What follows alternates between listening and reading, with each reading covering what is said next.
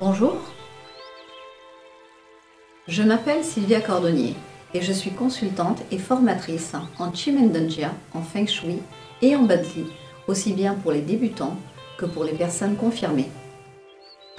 Je vais vous présenter dans cette vidéo ce qu'est cette nouvelle discipline, le Chimendunjia, qui, bien qu'ayant l'air récente, date en fait d'il y a bien longtemps. Mais commençons par le début. Que signifie Chimendunjia? Chi signifie mystérieuse ou mystique. Men sont des portes. Dun signifie caché. Et Jia est le général, le leader, celui qui peut nous guider. Chimendunjia signifie donc les portes mystérieuses cachant Jia. Et en effet, le but du Chimendunjia est de trouver derrière quelle porte se cache Jia. C'est dans la direction où il se trouvera que nous trouverons de l'aide et un guidage pour ce que nous voulons entreprendre. Car tout le but du Chimendunjia est de nous aider à comprendre une situation et de trouver la meilleure stratégie pour agir. Mais pourquoi parle-t-on de Jia en tant que général? On trouve la réponse de cette question dans les origines et l'histoire du Chimendunjia. Revenons 3000 ans en arrière, où Huangdi, l'empereur jaune, se battait contre Shiyu. Le Shiji, ouvrage historique chinois, présente Shiyu comme un vassal rebelle. Selon la légende, Shiyu avait fait appel au dieu du vent pour susciter un orage, résultant en une forte et épaisse brume qui durait déjà depuis 3 jours. L'empereur Huangdi ne pouvait gagner cette bataille.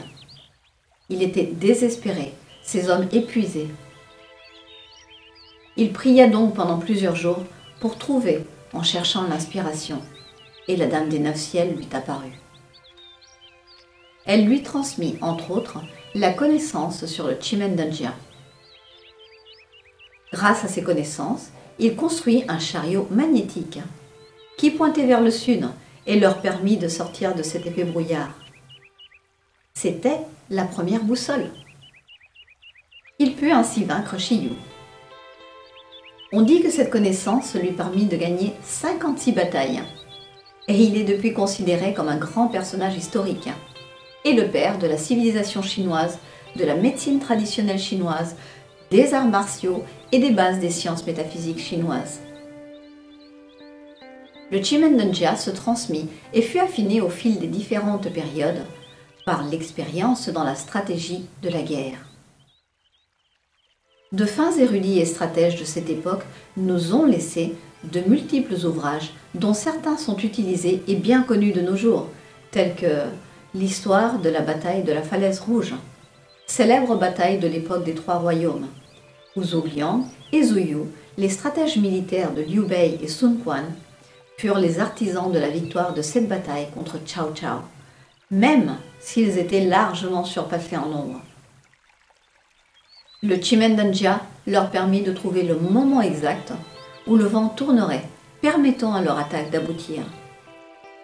On trouve également le manuel des 36 stratagèmes et le très connu art de la guerre de Sun Tzu, souvent utilisé en entreprise, et plus récemment, on trouve l'art de la guerre de Zhou Yap, où il reprend Sun Tzu en soulignant les stratagèmes utilisés avec le Chimendunjia.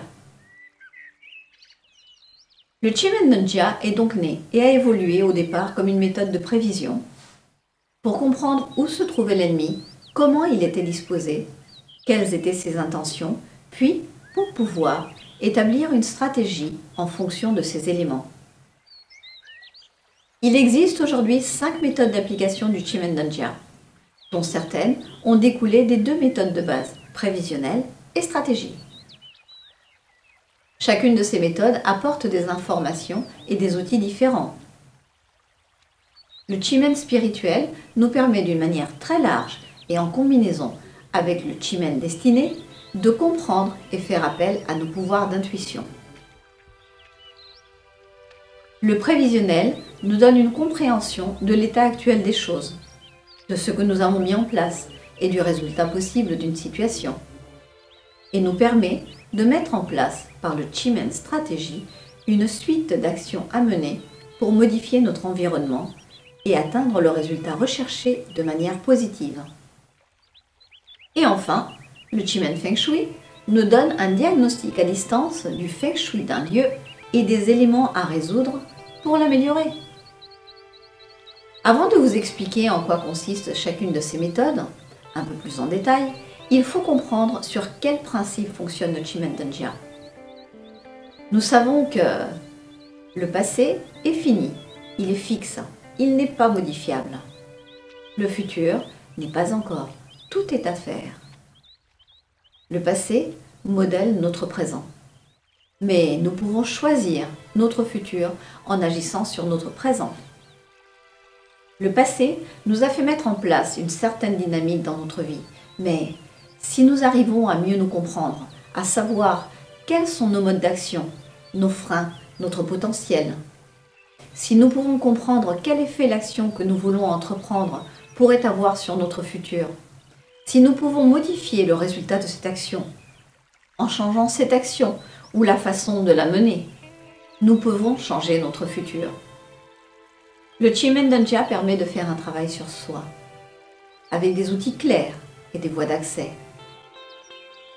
La prise de conscience est le premier pas vers le changement. Le Chimendangya travaille avec les sphères du temps et de l'espace.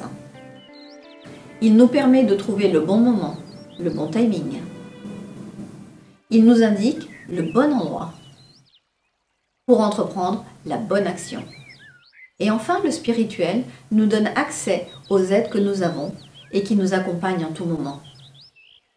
Il nous permet d'avoir de l'intuition d'une manière consistante pour mettre tout cela en place, ce qui nous permet d'agir au bon moment et au bon endroit. De fait, le Chimendangya nous permet de trouver le moment où certaines portes s'alignent, nous permettant ainsi d'atteindre un certain résultat.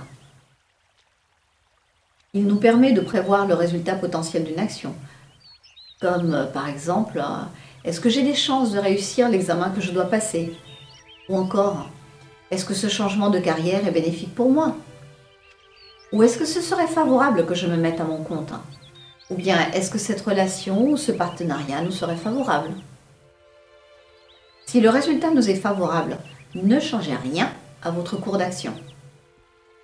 Si le résultat n'est pas à la hauteur de vos attentes, changez d'action et voyez quelles options seraient plus propices pour vous ou comment vous pouvez modifier ce résultat.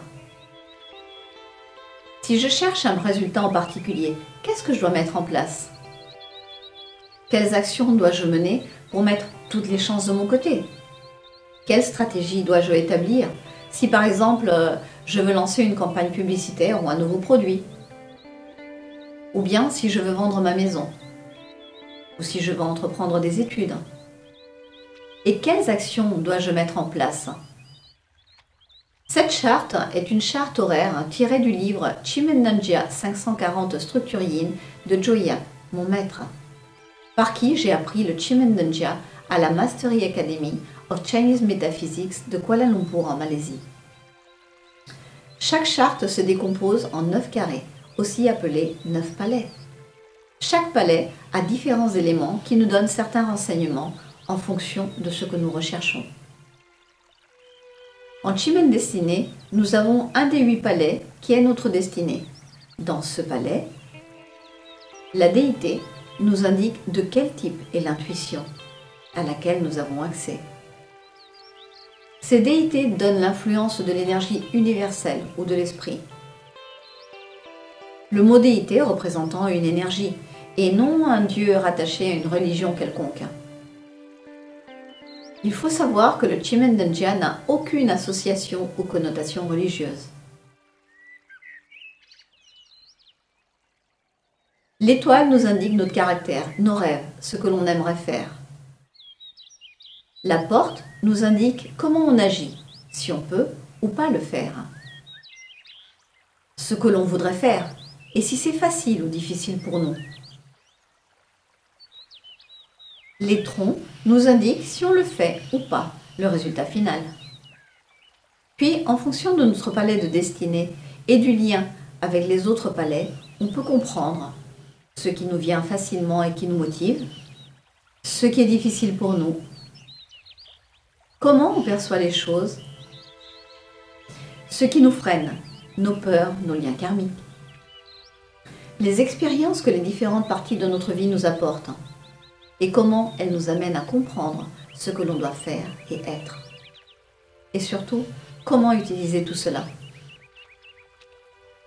En ce qui concerne le Chimendeng Feng Shui, tout consultant ou passionné Feng Shui sait qu'il est primordial et souvent difficile de comprendre de quel type est l'environnement qui nous entoure, de quel chi ou de quelles énergies nous allons pouvoir bénéficier pour cette maison et d'où vient la source de chi.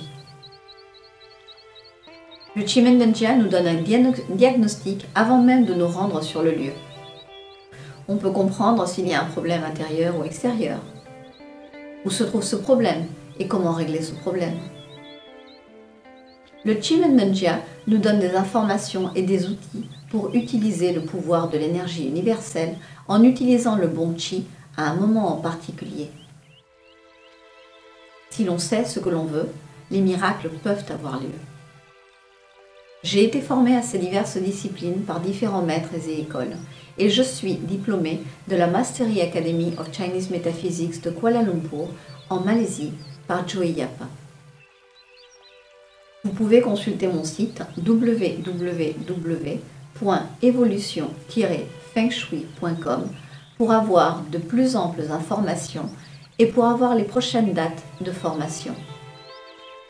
Ces formations sont adaptées par niveau, que vous soyez débutant passionné ou professionnel confirmé. Merci pour votre écoute.